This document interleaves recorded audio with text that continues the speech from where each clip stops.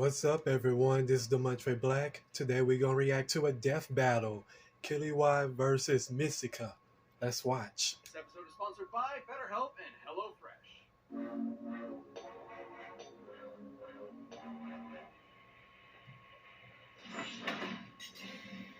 Killua Zoldyck, Hunter x Hunter's prodigious lightning assassin.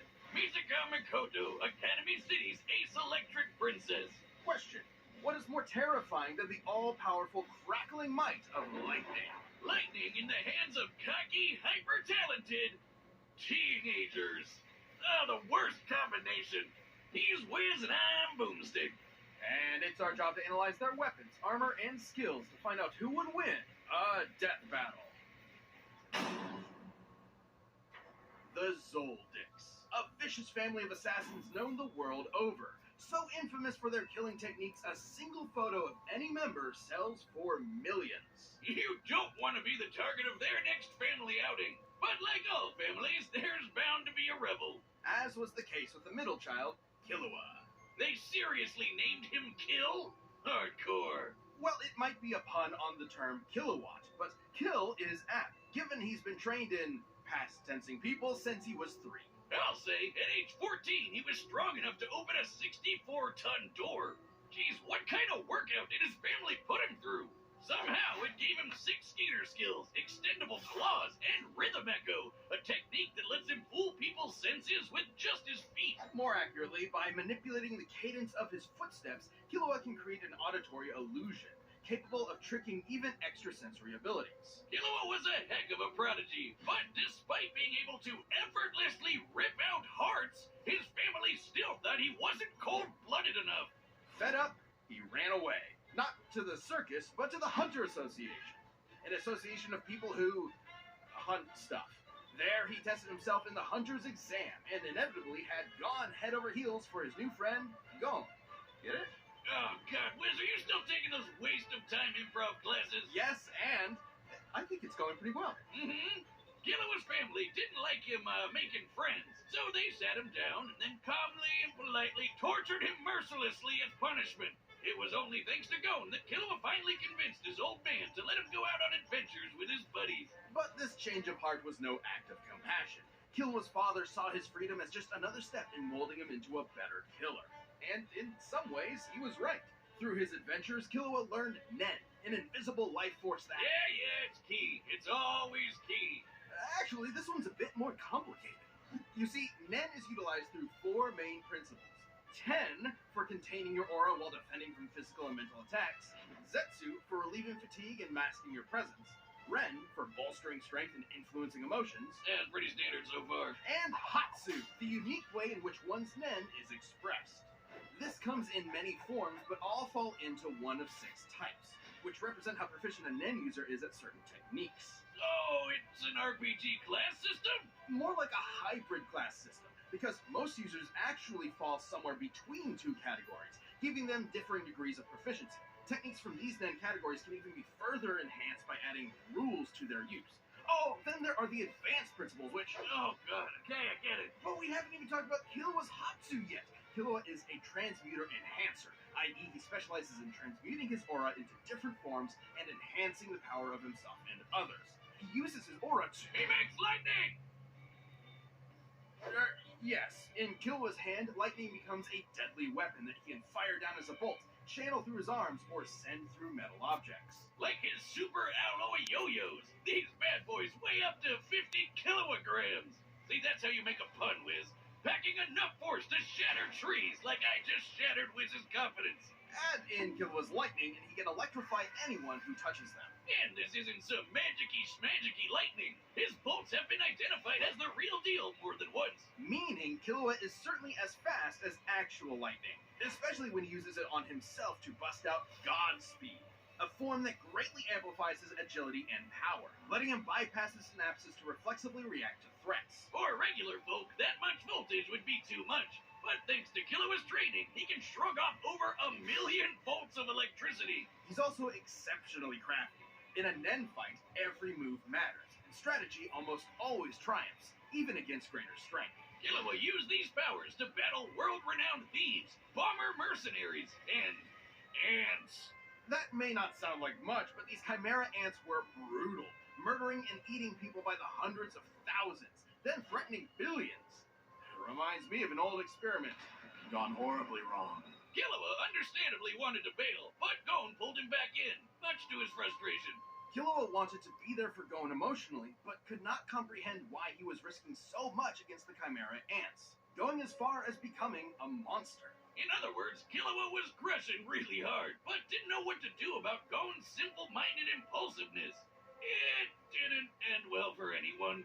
It wasn't all doom and gloom, though. Killua held his own against some of the chimera ants' best, surviving this forest-consuming blast from one of their captains. Which, judging by its size, was worth several kilotons. And he later injured a top-ranking royal guard, Yuppie. Sure, he ran for the hills the moment Godspeed wore off, and isn't as strong as the weird horseman, but even just damaging someone who can make a crater like this is nothing to sniff at. But amidst all the fighting, Killua still could not get his family out of his mind.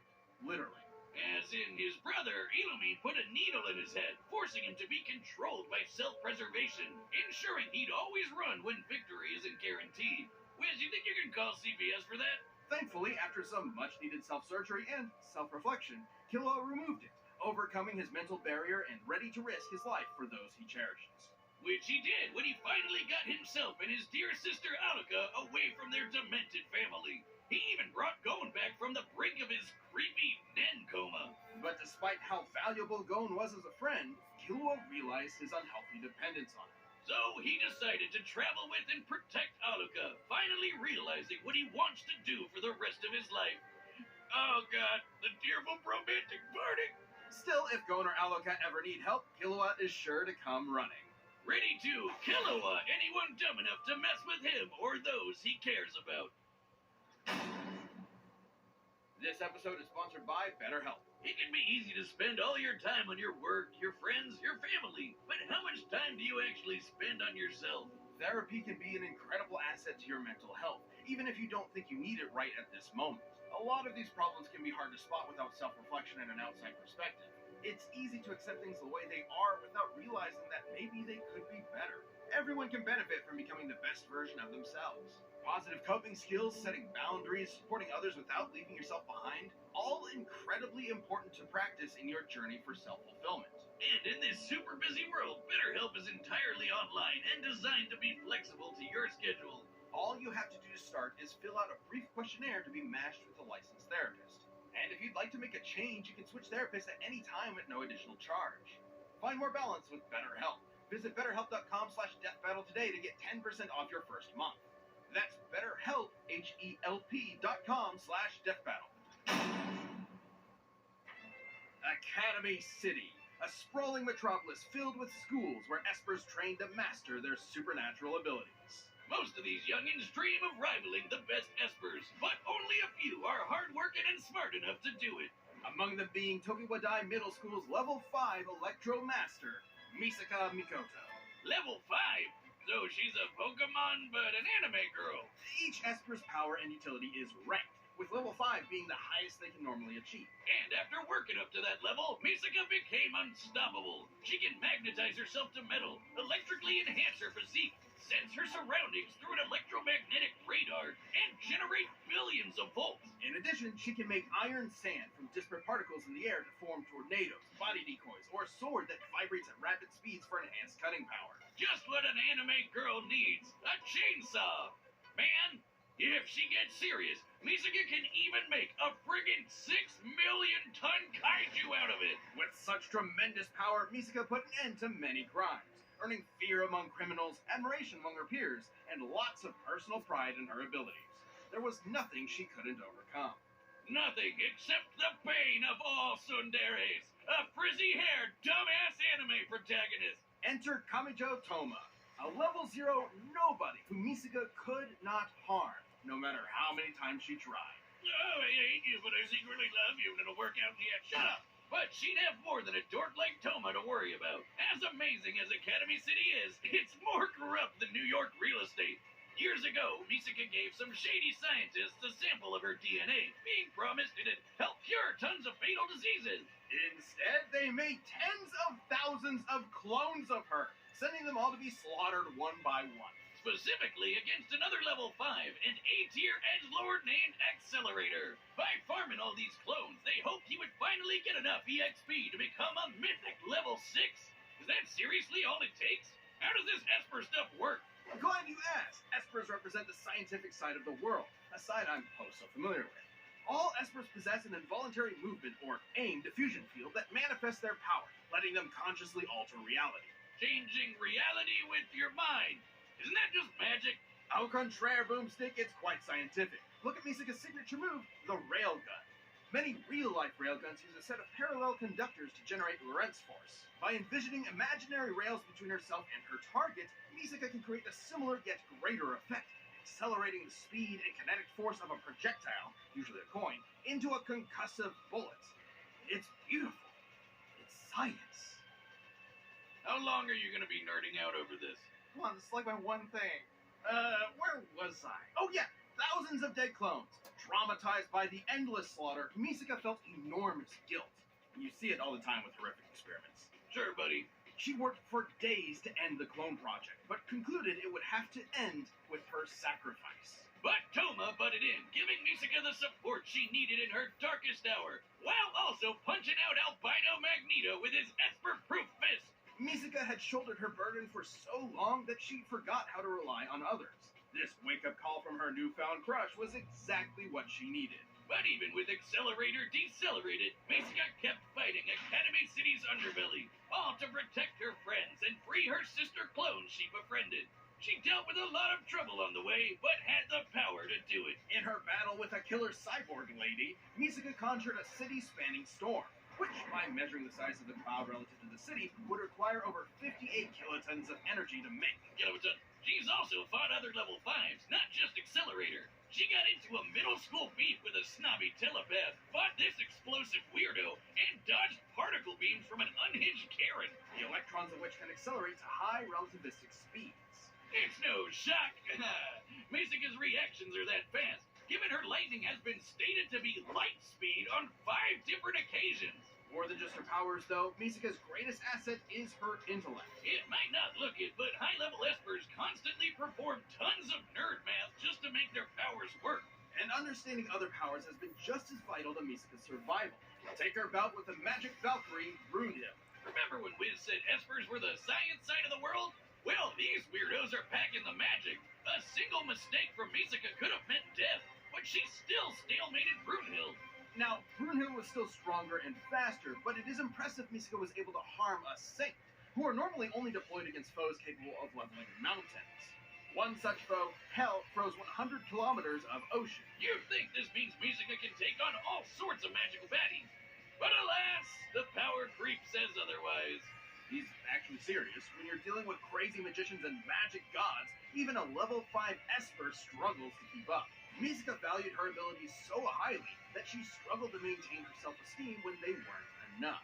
A shame Misika cares so much about getting stronger when Toma appreciates her as a person first and foremost. While certainly a flaw, that ever-persistent hard-headedness will also keep Misika around, no matter the stakes.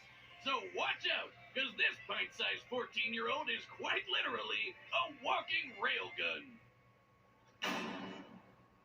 This episode is sponsored by HelloFresh. Now me, I love to cook, but every time I have Wiz over for a lovely home-cooked meal, he has complaints. I told you I don't care if squirrel con carne is a family tradition. That is, until I started getting HelloFresh. You're getting farm-fresh, pre-portioned ingredients and seasonal recipes delivered straight to your doorstep. Or trailer step in my case. And what a godsend it was. HelloFresh's seasonal ingredients are picked at peak ripeness and travel from the farm to your doorstep in less than 7 days for fresh flavor in every bite. From foolproof instructions to high-quality proteins and veggies, HelloFresh brings out your inner chef with every tasty, easy-to-prepare meal. Including fast and fresh options ready in just 15 minutes or less. It's also 25% less expensive than takeout. No matter your lifestyle, you'll always find delicious recipes on the HelloFresh menu. Go to HelloFresh.com/DeathBattle16 and use code DeathBattle16 for 16 free meals plus free shipping. Alright, the combatants are set. We've run the data through all possibilities. It's time for a death battle!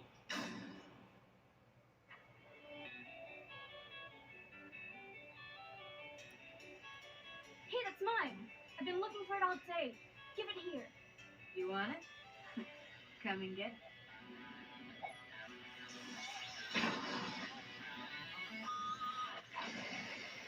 Coins, huh? I had a butler reuse these.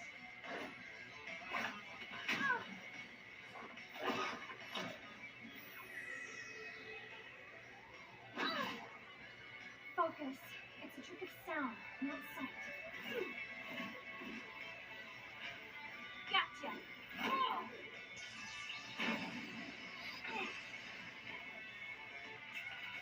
He's good at hand-to-hand. Better keep my distance.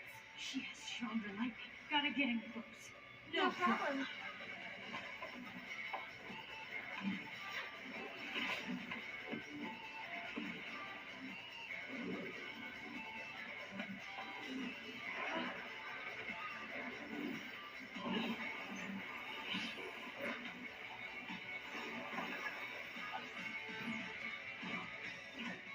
Oh, no time to break.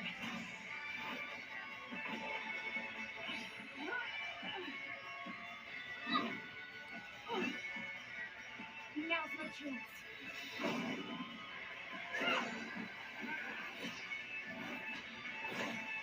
You don't know when to quit.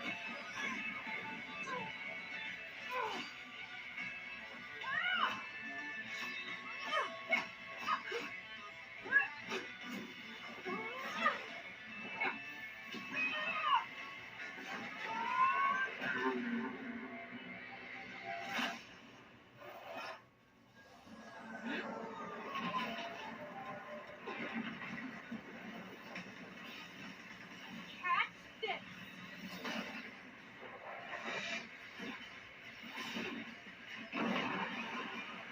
She's keeping this thing together with electromagnetism, meaning it can be disrupted.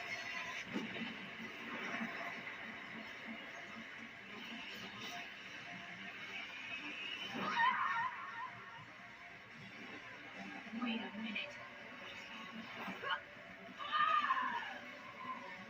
Distance, 35 meters.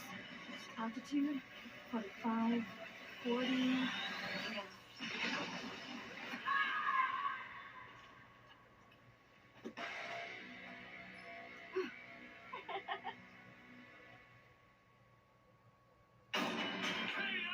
The angle, the electromagnetism, the science. It's hits. Alright, take a breather there, champ. Whew. While Killua's assassin training made him a vicious threat, Misaka's abilities and know-how gave her the counter she needed in this mind-numbing battle of wits. Killua could survive kilowatt-ton level blasts, and given some leeway, could scale to Yuffie, whose greater feat was worth 18 megatons of TNT. Impressive, but the storm Misaka created beat anything Killua has done directly. And given similar scaling to Brunhild, who Misaka not only harmed but stalemated, her output could reach hundreds of megatons of TNT. Meaning, no matter which numbers are used, Misaka would always have the advantage in raw electrical power. No surprise there. Killua may have shrugged off 1,000,000 volts of electricity, but Misaka can dish out and survive billions. Still, both characters have contended with and harmed stronger opponents, and the two power systems they work under have allowed weaker opponents to defeat stronger ones in the past. So, might alone wouldn't net either a win. Plus, Killua was way better at hand-to-hand and physically stronger. Knowing his crafty assassin skills, things could have gone south for Misaka if she wasn't careful. But fortunately for the railgun, she was. Her fight with Brunhild shows she knows how to deal with tough, up-close threats while keeping her distance. And being able to dodge particle beams meant Misaka was more than fast enough to react to even Killua's lightning-quick speed. Add to that her bigger pool of powers, and she had plenty of ways to counter Rhythm Echo, since Killua's lightning, or just pin him in place long enough to pull off a railgun finisher. Killua was strong, but he wasn't gonna outmuscle 6 million tons of iron sand. Killua was a prodigy in all things Nen, lightning, and killing, but Misaka's varied electro powers, quick reflexes, and scientific brilliance let her cash in a win. But hey, at least she let Killua keep the change. She Killua-would him. The winner is Misaka Mikoto. If you like the death battle, give a thumbs up, and I will see you on my next reaction. This has been the Montre Black. Peace.